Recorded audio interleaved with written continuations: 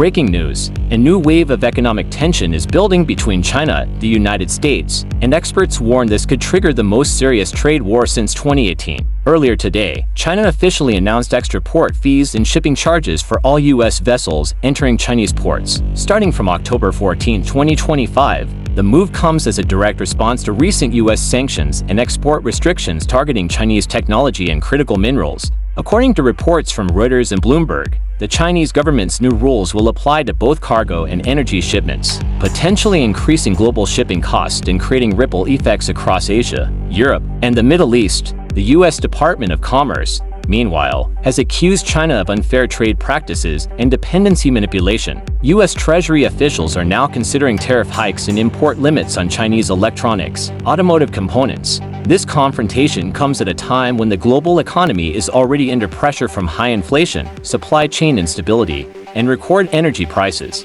Analysts say this trade tension could push global inflation up by another 0.4% by the end of 2025, hitting consumers worldwide. In Beijing, officials argue that these measures are a necessary step to protect national interests and stabilize internal markets. Chinese media has described it as economic self-defense against what it calls Western financial aggression. Across Washington, lawmakers have reacted sharply, calling China's actions economic retaliation that threatens global stability. President Biden is expected to hold an emergency meeting with the National Economic Council and shipping industry leaders this week.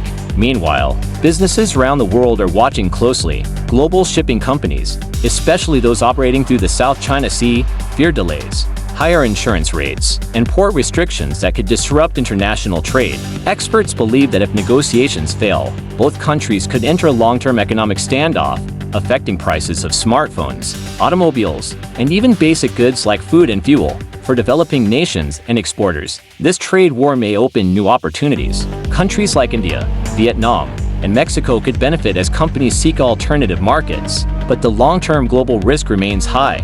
Instability in trade could slow down world GDP growth by nearly 1% in 2026. According to IMF projections, this is not just a political clash, it's a fight for control over global supply chains, technology, and influence in the post-pandemic world. Stay tuned to Global Update 24 for verified updates, live data, and expert analysis as this major story unfolds across continents.